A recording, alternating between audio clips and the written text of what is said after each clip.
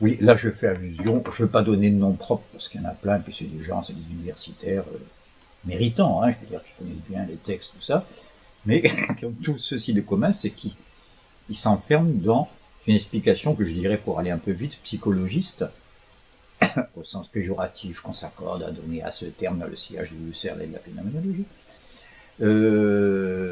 Psychologiste dans le style, ben oui, tous les philosophes, même Descartes, commencent bien et puis ils finissent toujours par, en vieillissant, par dire des choses dogmatiques, voilà. Ou bien que Hegel a été déçu par l'évolution de la conjoncture politique, comme on est passé de la France révolutionnaire à la Restauration, et avec Metternich qui impose l'OTAN, la Sainte Alliance à toute l'Europe, et ainsi de suite. Donc, je veux dire, c'est à chaque fois des explications extérieures. Alors que je suis là, je suis en train au contraire d'établir, on ne va pas être plus à l'opposé d'une explication contingente, la figure même de la nécessité logique depuis Aristote, le syllogisme. Deux extrêmes, un moyen terme. Deux extrêmes, l'esthétisme absolu de ma jeunesse, le politisme absolu de ma maturité, la volte-face faisant au moment, pendant la période d'Iéna. C'est-à-dire la période où j'ai, en bon pré-marxien, découvert que l'esprit ne serait jamais apparu sans l'outil, sans la force productive. Je suis en train de dire qu'il y a une nécessité dans ce passage, je continue un peu mon commentaire, il y a une nécessité dans ce passage de l'esthétisme absolu au politisme absolu. Que la vérité c'est l'esprit d'un peuple, etc. Mais attention, du coup, je risque de prêter le flanc à une accusation de dogmatisme. Vouloir absolument introduire une nécessité, ne pas faire la place à la contingence, ce que Kant a su admirablement faire,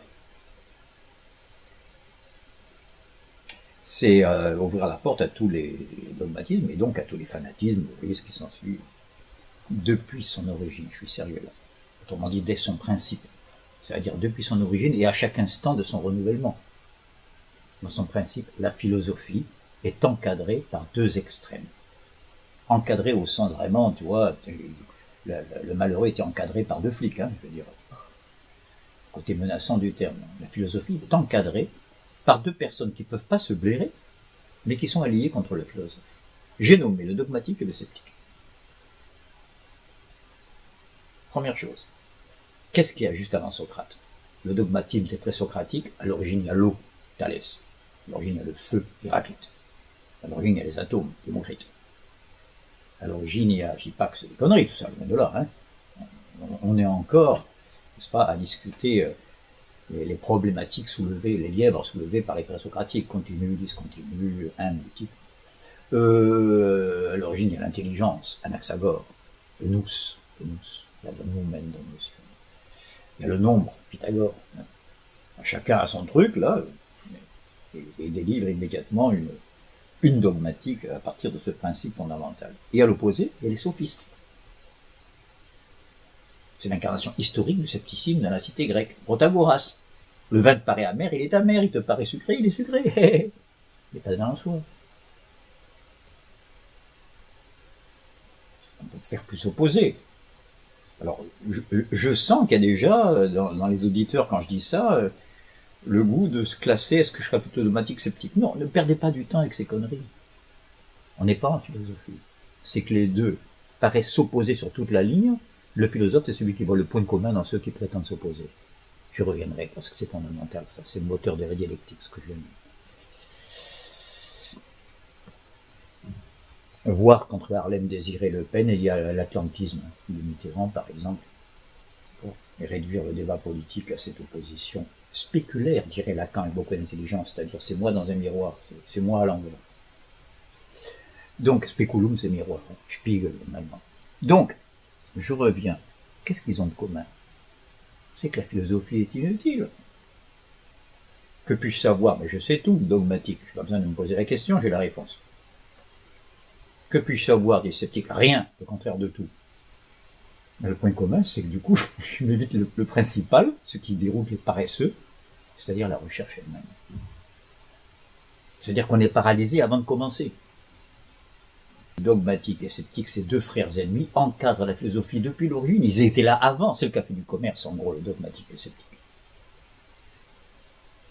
Ils étaient là avant la philosophie, peut-être qu'ils sont là après, j'en sais rien. Mais en tout cas, ils ont toujours été là. Philosopher, c'est se faufiler, sans souscrire ni à l'un ni à l'autre. C'est-à-dire que puis savoir quelque chose. Le phénomène, dira Kant, par exemple, c'est ni tout, ni rien. Par exemple. D'abord, il faut réfléchir le présent historique qui nous détermine, alors qu'on croit parler d'une manière intemporelle de l'un, du multiple, du dogmatique, du sceptique, comme j'en parlerai à l'époque de Spinoza. En oubliant que nous vivons sous le règne d'un capitalisme sans partage depuis que le mur de Berlin est tombé, là aussi tout le monde sera d'accord. Pour l'instant, la planète, je veux dire, elle est menacée par un impérialisme du capitalisme, peut-être pour le meilleur, peut-être pour le pire, je ne tranche même pas en valeur. Mais le fait est là. Or, le capitalisme a besoin qu'on soit sceptique. C'est-à-dire que chacun soit enfermé dans sa bulle, que chacun se pense comme un individu. Facebook, là, nous sommes là pour satisfaire vos goûts, votre quotidienneté, vos amis, votre particularité, que nous étudions avec nos logiciels, etc., de sorte que nous vous donnons des propositions sur mesure. Déchirez-vous. C'est tout le contraire de prolétaires de tous les pays, unissez-vous. Donc ne pas oublier ça d'abord. C'est le bon début. Sinon, on risque de croire que c'est des problèmes vraiment purement théoriques. C'est tout l'abîme qui sépare, une dichotomie hegelienne importante, la certitude de la vérité. D'accord ? C'est un peu un point faible de Descartes, de mal distinguer les deux. Chez Descartes, la certitude est un critère, de sorte que je ne vois rien de certain. Ça revient tout le temps comme une obsession. Il y a deux mots qui reviennent chez Descartes et qui montrent non pas sa faiblesse de penseur, c'est un immense penseur, mais la fragilité de sa formulation. Enfin, il n'y a pas encore un vocabulaire hyper technique et spécialisé comme ça viendra chez Kant, Spinoza, par exemple, d'accord ? Donc, quand il dit, d'ailleurs, j'ai dit le bon sens, ou bien la raison, ou bien l'entendement, ou bien la faculté de distinguer le vrai d'avec le faux, on voit qu'il est indifférent. Je trouve ça avance, Descartes, il s'en fout un petit peu, c'est pas un structuraliste, hypnotisé par le signifiant. Mais quand même, les inconvénients, c'est ça. C'est que quand il dit l'évidence, lui qui est tout le contraire d'un empiriste, ne voit pas que dans l'évidence, il y a vidéo. Par exemple. Et donc, il y a un privilège de ce qui est valable pour l'œil, dans ce qui est censé être une vérité intelligible. Je donne un exemple des inconvénients que ça peut porter chez quelqu'un d'aussi méfiant que Descartes, et d'aussi préparé à douter, le contraire du dogmatique.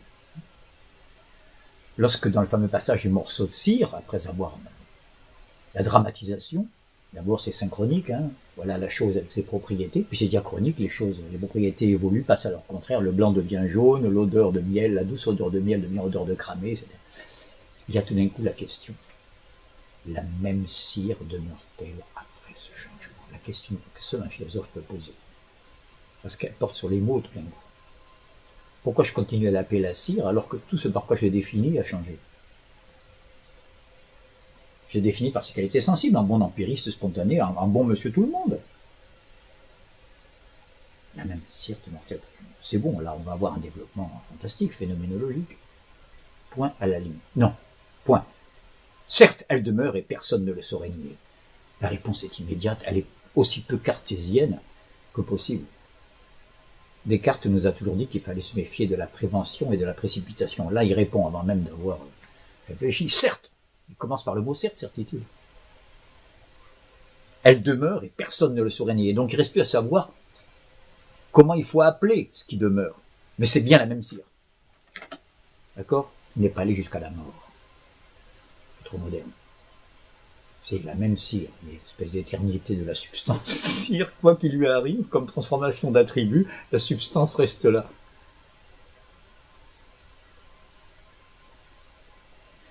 La certitude est tout le contraire. C'est pas que c'est différent, c'est le contraire, c'est ce qu'a vu Hegel. Par exemple, pendant des millénaires, les hommes sont certains que sous nos pieds, il y a le plancher des vaches, c'est-à-dire quelque chose qui ne bouge pas. C'est une certitude, encore pour beaucoup de gens, hein. C'est une certitude. C'est tout le contraire d'une vérité, parce que sous nos pieds, il y a une planète qui se déplace à 30 km/s autour du Soleil, entre autres mouvements, hein, sans compter sa rotation, etc. Donc il y a un long chemin de la certitude hyper dogmatique, qui est souvent basé sur l'habitude. Je ne veux pas revenir au Parthénon, au mec qui n'a jamais vu que le Parthénon et la Vénus de Milo. Pour lui, le beau, c'est chez moi. Hein. Voilà, dans le monde entier, on n'admire que les choses laides.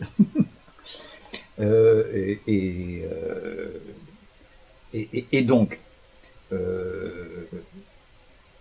j'ai choisi une dichotomie certitude-vérité où on fait des énoncés que on pourrait dire péremptoires.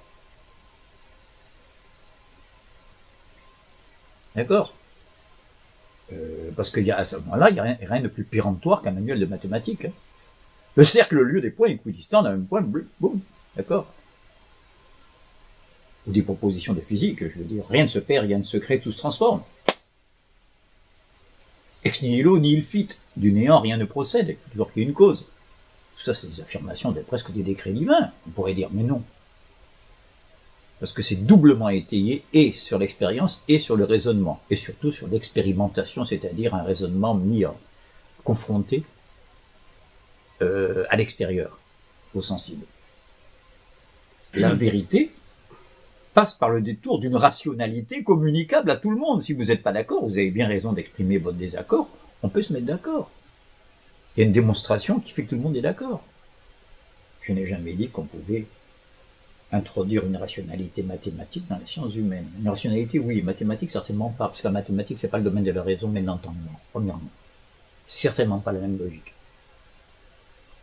Elle nous ramène à une distinction fondamentale opérée par Kant entre Verstand, l'entendement, et Vernunft, la raison. D'accord? C'est intéressant parce que dans les sciences dures, ou sciences de la nature, sciences de la matière, sciences exactes, chaque fois je fais exprès de dire libre à chacun de s'appeler comme il veut, mais enfin, on voit bien qu'on parle du même corpus, c'est Jussieu, c'est pas la Sorbonne. C'est Pierre et Marie Curie, c'est Princeton. Donc, ce qui les distingue, c'est que là règne le couple cause-effet, si c'est des sciences appliquées, ou bien proposition antécédente, proposition consécutive, si c'est des sciences pures, c'est-à-dire mathématiques, par exemple. Donc c'est le principe d'identité qui est transporté de la définition au théorème, si on est dans les sciences pures, d'accord, de la connaissance de la cause à la déduction de l'effet si on est en physique. De la connaissance de la cause et des conditions dans lesquelles elle s'effectue, etc. Je rappelle que le principe de causalité consiste à dire les mêmes causes dans les mêmes conditions, de température et de pression, produisent les mêmes faits. Il ne faut pas dire les effets, sinon c'est une tautologie. Les effets, c'est ce qui est une cause. Produisent les mêmes faits. C'est ça le principe de causalité. Or, c'est pas du tout cette rationalité que j'ai introduite dans les sciences humaines, car si elle était introductible, ce qui est le rêve du positivisme, et rêve qui devient un cauchemar avec les sciences cognitives aujourd'hui, hein. On veut nous faire croire que Proust, tout ça, je veux dire, la manière dont je préfère Josette à Nicole, Lénie barre de l'une aux fesses de l'autre, c'est chaque fois à cause de l'imagerie cérébrale nous enseigne qu'elle est fait hormones, je caricature un peu, mais enfin, je veux dire, on est bien d'accord que ça revient à ce que je disais, cause-effet, stimulus-réflexe, binaire, le couple. Je rappelle que le couple stimulus-réflexe est le fondement de la psychologie behavioriste, hein, qui joue un rôle si important chez les anglo-saxons, et de plus en plus chez nous depuis Waterloo ou depuis la chute du mur de Berlin, comme vous voulez. Ces deux occasions pour le monde anglo-saxon d'avoir une extension considérable. De quelle rationalité s'agit-il si c'est pas celle-là? Je rappelle que Kant a humilié la raison dans le domaine des sciences de la nature, qui oblige l'entendement à être précipité, comme dirait Descartes, d'accord, mais il les réhabilite dans la morale. La raison, c'est la faculté des fins. Les sciences de la nature n'ont rien à faire des fins, elles ont bien raison. Les sciences de la nature n'existent qu'en tant qu'il n'y a pas de téléologie dans leur objet. Qu'en tant qu'il n'y a pas de finalité dans leur objet. C'est la condition sine qua non pour qu'elles existent. Elle remplace la logique de la cause finale, pour parler comme Aristote, c'est-à-dire de faire comme s'il y avait un sujet derrière les objets. C'est ça la cause finale. car seul un sujet est susceptible d'avoir des intentions, de poursuivre des buts et des fins. Ceci est enfermé dans son instant, là. Il ne vise pas une fin. C'est intéressant le mot télon, qui veut dire fin en grec. C'est ce qui est télévision, téléportance, etc. C'est tout ce qui est au loin. Quand je vois un tableau de présignalisation sur la route et qu'il y a marqué attention, il y a un stop à 150 mètres, c'est ça le télé. C'est ce qui me permet d'être là et d'être au-delà. En même temps. Ça peut pas le faire. Ça, c'est un T0 dans le temps. C'est nous qui disons, morceau de cire, elle était sale, je l'ai nettoyée, maintenant elle est propre, qui assurons une unité à cet objet, d'accord? Mais du point de vue matériel, il n'y a rien qui se maintient dans le temps. Elle peut pas dire comme nous, tiens, hier j'étais malade, aujourd'hui je suis en bonne santé. Là, j'affirme en même temps le changement, ma santé a varié. Et la continuité, c'est toujours de moi dont je parle. Là, c'est dialectique, ça c'est pas la logique des sciences de la nature. Vous voyez comme j'amène la différence. C'est ça qui va être à l'œuvre dans les sciences humaines. C'est une logique qui intègre la contradiction et non pas qui l'évite comme la peste.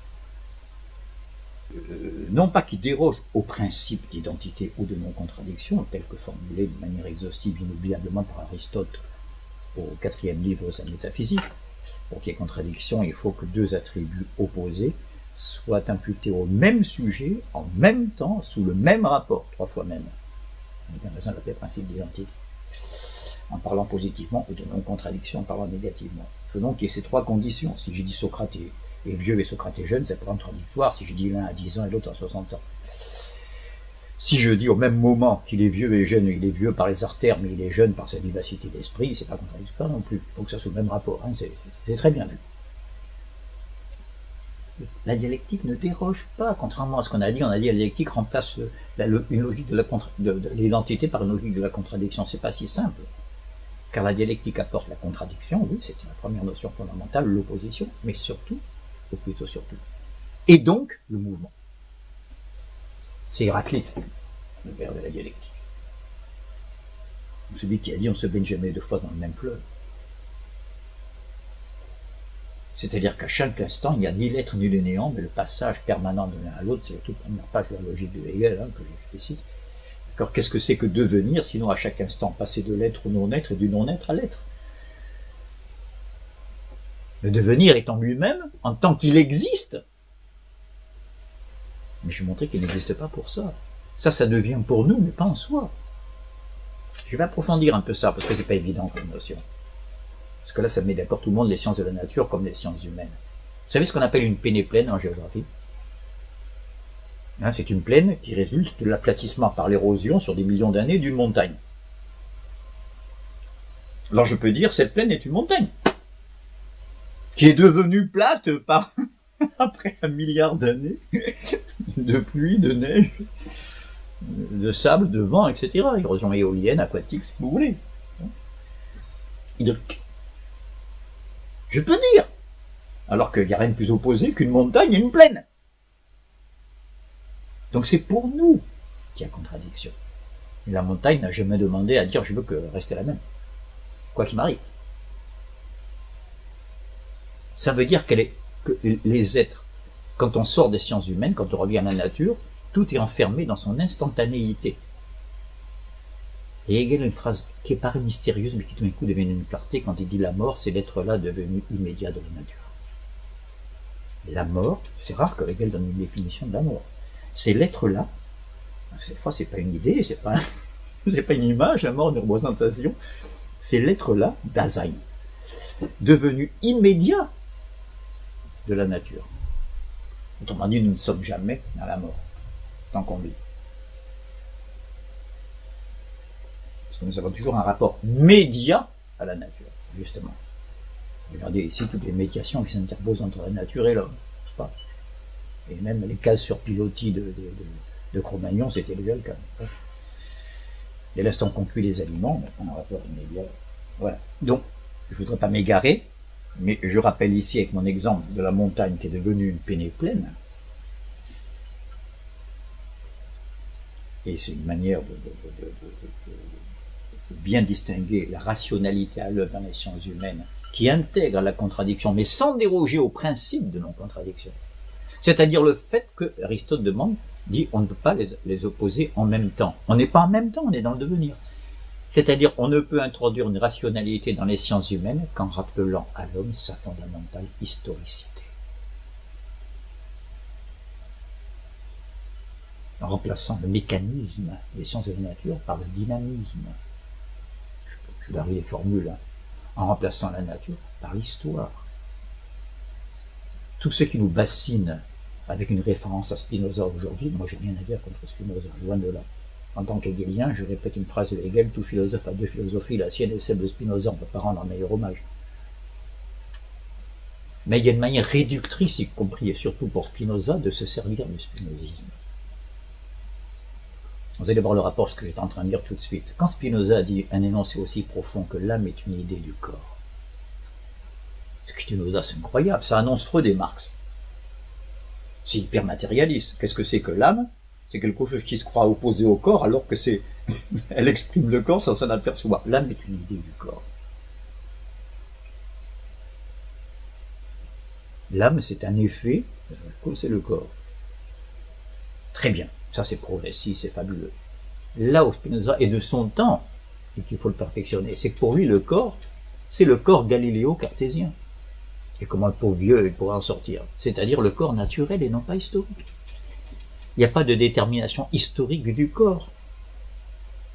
Alors que l'éros de la princesse de Clèves, presque contemporaine de Spinoza, un peu avant, est quand même différent de l'éros de Cro-Magnon. Madame, souffrez que je l'admire et n'en vis point, ça c'est la princesse de Clèves. L'homme de Cro-Magnon, il prend la massue et tais-toi, salope. Si la femme n'est pas d'accord. Je caricature un peu. Mais voilà, comment on peut, de manière intemporelle, anhistorique, parler de l'éros, comme on fait souvent d'ailleurs dans le monde, qui se réclame de Freud, de Lacan, et surtout de Lacan. Donc, je rappelle que la rationalité à l'œuvre dans les sciences humaines est une rationalité et non pas de l'entendement. Il faut laisser ça aux sciences de la nature, dont l'outil principal est la raison dialectique, et que la raison dialectique apporte deux déterminations fondamentales, et bien sûr liées l'une à l'autre par une implication logique, la contradiction et le mouvement. Le mouvement étant lui-même la contradiction existante. On ne se baigne jamais deux fois dans le même fleuve, on oublie toujours de continuer ce que dit Héraclite, et on se baigne toujours deux fois dans le même fleuve. Les deux sont vrais. Quand je reviens me baigner une deuxième fois, l'eau dans laquelle je m'étais baigné, elle est déjà loin vers la mer là-bas. Donc c'est pas la même, mais c'est le même fleuve. Alors c'est quoi le fleuve? C'est pas l'eau, puisque l'eau elle est passée. Ah ben c'est les rives, alors on va finir le fleuve sans la flotte, c'est encore mieux. D'accord? On vide la flotte, on garde les berges, et ce qui est solide là, tangible, qui ne bouge pas. C'est le rapport de l'une à l'autre. C'est comme quand on est dans une gare et qu'on voit le train notre train qui bouge, mais non, c'est celui d'à côté qui bouge. C'est-à-dire que pour qu'il y ait mouvement, et on le sait depuis Galilée, il faut qu'il y ait un point fixe. La notion de mouvement, de temporalité en général, elle est fondamentalement contradictoire. Au point que certains disent aujourd'hui, je respecte, c'est pas mon point de vue, c'est même totalement opposé à Hegel et à fortiori à Marx, au point qu'il y en a qui disent que être scientifique, c'est supprimer le temps. Ça, c'est la grande tradition qui remonte à ce qu'on appelle les Éléates et à Parménide. C'est-à-dire chercher les invariants. En mathématiques, vous n'aurez pas raffiné, mais dans ce qu'on appelle une transformation involutive, je prends transformation, c'est au sens purement algébrique, hein. Une transformation involutive consiste précisément à une transformation qui ne transforme rien, hein, où les éléments invariants l'emportent, comme c'est le cas dans les figures de symétrie, par exemple. Voilà, je ne veux pas m'égarer, mais je rappelle que ce n'est pas précisément la logique mathématique que je veux appliquer aux sciences humaines. Je fais, et je me suis servi de Nerval pour ça, effectivement, c'est-à-dire d'un fou. Je rappelle qu'il y a une rationalité là où on s'y attend le moins, qui est aussi rigoureuse, c'est là que je me permets d'aller un peu plus loin, d'accord, qui est aussi rigoureuse que l'ancienne mathématique, mais qui n'est pas mathématique. Et je renvoie à Kant qui, très honnêtement, dit arrêtez de parler de démonstration en philosophie. Sous-entendu, soyez pas prétentieux et mégalo, hein. Avec le langage de tous les jours, on ne peut pas faire de démonstration. On peut montrer, on peut faire des monstrations. On ne peut pas faire de démonstration. Laissons ça à ceux qui ont un autre mode de communication que la langue que j'utilise maintenant, là, qui est ce qu'on appelle en linguistique le langage naturel, et qui n'est pas X, Y, implique, égal, ça, oui, ça, c'est faire des démonstrations avec ça, pas avec le jour se lève. Non, ça ne peut pas faire de démonstration, c'est dans la métaphore. La métaphore est là pour montrer, pas pour démontrer. Le simple passage de la mathématique à la physique, donc à l'intérieur même des sciences dures, il y a une scission. Le passage des sciences pures à la science appliquée est déjà pratiquement incompréhensible. Comment on a fait? Comment on a fait pour que... Ça, je vous l'ai dit dans l'atelier, mais on ne veut pas remarquer à quel point c'est paradoxal. Comment ça se fait que l'ordre logique, ça c'est les mathématiques, on est dans le logos. Il y a des énoncés, ils sont contradictoires ou pas. C'est les lois qui règnent, les discours. Comment se fait-il que le réel obéit aux lois du langage? Je ne sais pas si vous voyez, mais c'est énorme. Que la mathématique ait besoin que la physique ait besoin de la mathématique pour être scientifique veut dire que le réel obéit aux lois du langage. Dans ce cas-là, c'est le triomphe de l'idéalisme. C'est le logos qui gouverne le monde. Et le seul point commun entre l'ordre théorique et l'ordre expérimental, c'est la mesure, qui est homogène aux deux. Vous avez reconnu ce que Kant appelle le schème. La mesure, c'est un schème, au sens kantien. Un schème, c'est, dit Kant, ce qui est homogène à deux réalités qui ne sont pas, qui sont hétérogènes l'une à l'autre. Ainsi, le schème du nombre, c'est pour ça que je le prends chez Kant, le schème du nombre vient permettre d'embrayer ma pensée sur le réel que je mesure. Mais sans jamais y arriver tout à fait. Je ne peux pas dire que ceci fait 1,10 m. Parce qu'il y a des électrons qui bougent là, je veux dire, pendant que je le dis. Je retrouve mes paradoxes du temps. Je commence par critiquer le concept de représentation. Il y a re qui est important. C'est pas ce qui est présent. Attention, mise en garde. Fond de la caverne. Rêve, mémoire, imagination. C'est représentation. Au fond, hein, c'est une intériorisation, il faut passer par là. Mais enfin, ce n'est pas ce qui est présent, ce qui est immédiat. C'est pas immédiat. D'accord ? Ça, c'est pour la représentation. L'opposition représentation-réalité. Par contre, représentation et concept, c'est justement d'éviter de passer par le champ de l'imaginaire, qui me voile le réel. C'est très difficile de faire comprendre à quelqu'un que seul le concept peut rendre compte d'une réalité. C'est-à-dire rien de ce que j'intuitionne ou de ce qui m'est spontané dans les sentiments, mais uniquement des enchaînements de propositions. C'est très compliqué. Je critique l'immédiateté en termes de formulation, c'est-à-dire, ce n'est pas le critère de la vérité, tout le contraire même, l'immédiateté. D'accord ? Par exemple, immédiatement, je ne vois pas la terre bouger, là, le sol bouger. Mais ça ne se pose pas à la réalité. C'est par contre l'immédiat est notre premier rapport au réel. Ne confondez pas réalité et vérité. Ça, je l'ai souvent dit. Le grand inconvénient de l'empirisme, c'est qu'il ne nous met pas en mesure de faire un seul énoncé vrai sur tout ce qui nous entoure. C'est la grande critique depuis Platon à Descartes, le rationalisme contre l'empirisme. Par contre, il nous met en contact avec la réalité. C'est là que je suis ni dogmatique ni sceptique. Je ne suis pas dogmatique non plus. Il ne faut pas non plus dire que l'empirisme c'est que des conneries. Il donne la réalité, en nous empêchant de dire dessus des vérités.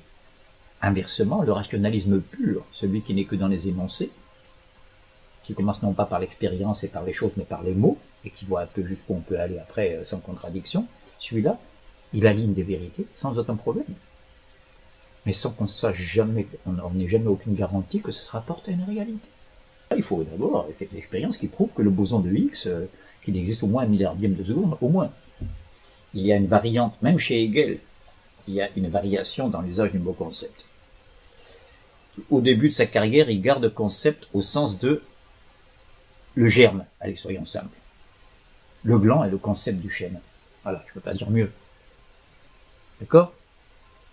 Et le spermatozoïde uni à l'ovule est mon concept. Concept de chacun. On dit bien d'ailleurs, j'ai été conçu une nuit de novembre. Bon. Adam connut Ève, ils eurent Caïn, c'est dans la Bible. Connu. Soyons sérieux. Au début, c'est ça, c'est la conception. À la fin, Hegel est définitivement, dès la phénoménologie, le concept, c'est aussi l'idée réalisée, c'est-à-dire la reconnaissance de l'abstraction dans ce qui est autour de moi, c'est-à-dire l'universel concret. Vous avez des formulations on ne peut plus univoques à ce niveau-là, en particulier vers la philosophie de droit. Je peux vous en dire une par cœur d'ailleurs. Le concept qui n'est que le concept n'est pas le concept. Le concept qui n'en est qu'à l'abstraction, à la conception, au détour théorique, mais qui n'a pas encore retrouvé et qui n'a pas encore reconnu, ça c'est quand c'est quelqu'un qui ne s'est pas encore reconnu dans le réel, qui croit encore que c'est schématiquement c'est valable, comme je disais, la table elle fait en gros 1m10, mais vu avec le microscope électronique c'est plus compliqué. À chaque fois j'ai l'impression que le réel se dérobe à ma conception, qu'il y a toujours une partie qui déborde.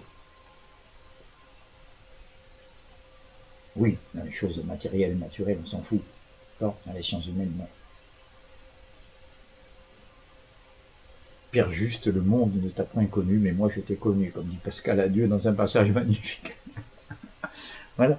Donc, ou bien Marivaux, hein, je crois le nom de référence. Ah, je vois clair de mon cœur. La reconnaissance, c'est ça. La reconnaissance de soi-même dans l'absolu être autre. Là, je prends le vocabulaire hegelien. La reconnaissance de soi-même dans l'absolu être autre. Dans ce que je croyais être complètement à l'opposé de moi. Ce pauvre Hippolyte, que je cite souvent de Phèdre, hein, Racine, hein, lorsqu'enfin il est amoureux, lui qui pensait qu'il ne le serait jamais, moi, c'est pour les hommes du commun, ça. Moi, je suis un narcisse, ça va pas, non. L'histoire de femme, c'est pas mon truc. Moi, je veux chasser dans les bois au-dessus de la mer, là, sur les falaises. Asservi maintenant sous la commune loi, par quel trouble me vois-je emporter loin de moi. Là, voilà, et là, il s'est reconnu comme étant un homme du commun, c'est un peu dur quand on est narcissique. Ah merde, je suis comme tout le monde. Moi qui étais écolo, élitiste, qui me distinguait de ces foules qui se vautrent dans la consommation. Bon allez, je vais me calmer. Mais voilà quoi, je veux dire. Donc c'est très important, ce sur quoi on est en train de parler, c'est les deux rationalités. Non pas deux rationalités qui s'excluent, mais qui se complètent. J'insiste beaucoup là-dessus parce que j'ai pas assez développé ce côté-là. D'accord ? Un peu comme la géométrie dans l'espace ne contredit pas la géométrie plane. Elle vient la compléter. Elle vient dire il n'y a pas que deux dimensions. Hein, dans la géométrie, on peut en ajouter une troisième. Ça n'empêche même n. Voilà. Autant qu'on veut. Mais, je veux dire, il n'y a pas de contradiction. De même, la logique dialectique, la rationalité dialectique, la raison dialectique ne vient pas contredire les sciences de la nature. Où tu vois Marx une seule fois critiqué, comme presque tous les philosophes les présocratiques à Bergson ont critiqué quelque part la raison scientifique, disons quoi, au sens courant. D'accord ? Jamais. J'aurais jamais Marx dire la chimie s'est plantée. Mais pas con, Marx sait que c'est pas son rayon, au contraire, il se réclame d'un matérialisme, mais dialectique, pas mécaniste. Parce que lui, son objet, c'est l'histoire, c'est pas la nature. Il laisse ça aux astronomes, aux physiciens, c'est pas son rayon. Mais il prend pas ce que fait le néopositivisme d'aujourd'hui, la physique de Newton et ou aujourd'hui d'Einstein et ou quantique, pour l'appliquer à l'histoire. Parce qu'il y a un concept dont on n'a pas parlé dans toute notre discussion, parce que je l'ai gardé pour la fin. Si la rationalité mathématique s'avérait efficace dans les sciences humaines, on peut dire adieu à la liberté. Ça voudrait dire que les comportements humains sont comme la rotation de la Lune autour de la Terre. Ce sont l'effet de la force et non pas du droit. De l'être et non pas du devenir. De la nature et non pas de l'histoire. De l'intemporalité naturelle. Quand Kant dit que j'ai voulu réduire le savoir pour faire une place à la foi, c'est la phrase la plus mal comprise de Kant. Même si pour lui, peut-être, il pensait à la religion, assez vraisemblablement. C'est-à-dire, comme bilan du siècle des Lumières, j'ai le culot de réhabiliter un peu le fait que la foi, c'est pas si con que ça. Il y a des raisons d'avoir la foi. Pas contradictoire, raison de foi. Il n'empêche que si on l'arrache au domaine religieux, cette phrase, y compris contre le gré de Kant, et qu'on dit j'ai limité la raison entendement, celle qui est à l'œuvre chez Newton, pour faire une place à la liberté. Donc Rousseau m'a dit qu'on ne pouvait pas faire l'impasse dessus si on voulait comprendre les choses humaines. Voilà comment je conclue le débat. Et ça, c'est Hegel et Marx qui vont s'engouffrer dans cette brèche. Alors là, je ne peux pas empêcher de vous rappeler l'anecdote de Gluskar. On lui demandait que va devenir l'amour dans la société sans classe. La société sans classe, c'est le nous-mêmes, il disait. On est tellement déterminé dans notre manière de penser, dans notre imaginaire, dans notre affectivité par la division de la société en classes sociales depuis l'apparition de l'homme, puisque Marx est le premier à dire dans les manuscrits de 44 que la première division du travail qui est à l'origine des classes sociales, c'est l'homme et la femme.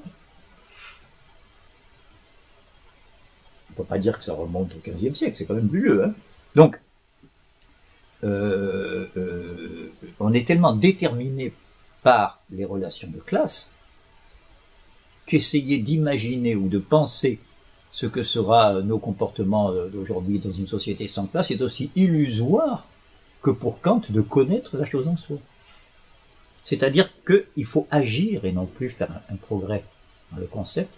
Il faut faire la révolution, hein, au sens non empirique du terme, c'est pas seulement des barricades et des drapeaux rouges, hein, un changement fondamental et supprimer la division de la société en classes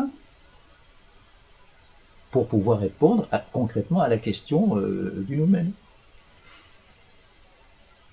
L'action détient les clés, en termes kantiens, la philosophie pratique détient les clés de ce qui était mystérieux pour la philosophie théorique. À titre d'exemple, parce que j'ai fait allusion à la philosophie du droit, cette remarque du paragraphe 6, ce second élément de la détermination est aussi bien négativité et abolition, on est toujours ensemble négativité et abolition, que le premier. C'est l'abolition de la première négativité abstraite. Comme le particulier est contenu dans l'universel, c'est pas notre propos donc je ne cherche pas à vérifier, ainsi et pour la même raison, le second élément est déjà contenu dans le premier. Le premier c'est le moi abstrait, le second c'est le moi qui dit je suis citoyen romain, je suis un caractère bien précis. Le second élément est déjà contenu dans le premier, c'est une simple position de ce que le premier est déjà en soi. Le premier élément en effet, c'est mon prince de Rimbaud là qui ne veut se définir que par la suppression de tout ce qui est définition, comme premier pour soi n'est pas la véritable infinité ou universel concret, c'est-à-dire concept, mais seulement quelque chose de déterminé, d'unilatéral, puisqu'il est l'abstraction de toute détermination, c'est la phrase la plus importante, puisqu'il est, sous-entendu, il ne peut exister que moyennant l'abstraction de toute détermination, il n'est donc pas lui-même sans détermination. Vous voyez ici le rapport entre détermination et médiation. Il arrive à sa position moyennant, médiation, médium, moyennant, milieu, la négation, et l'autre, comme le prince de Rimbaud, ne cesse de détruire tout le monde qui l'entoure pour s'affirmer lui-même. Hein. Puisqu'il est l'abstraction de toute détermination, il n'est donc pas lui-même sans détermination, et son être abstrait et unilatéral fait sa détermination spécifiée, son insuffisance, sa finitude, lui qui se croit infini. Ce qui est sûr, c'est que pour l'instant, nous sommes en logique. Il y a deux extrêmes dans le parcours de Hegel. Il y a son esthétisme absolu de jeunesse, je ne fais que me répéter depuis le début du livre, et le poétisme absolu à partir de sa maturité, c'est-à-dire de la phénoménologie de l'esprit. Bien d'accord. Quel est le moyen terme qui permet de passer comme ça d'un truc à l'opposé total? Je dis qu'il y a un indice qui m'oriente pour rechercher ce moyen terme, c'est quelque chose qui n'a jamais varié. Alors là, de la jeunesse à la maturité, c'est le besoin de se référer à la tragédie grecque en général, et en particulier Antigone, chaque fois qu'il veut illustrer un problème politique par un exemple esthétique.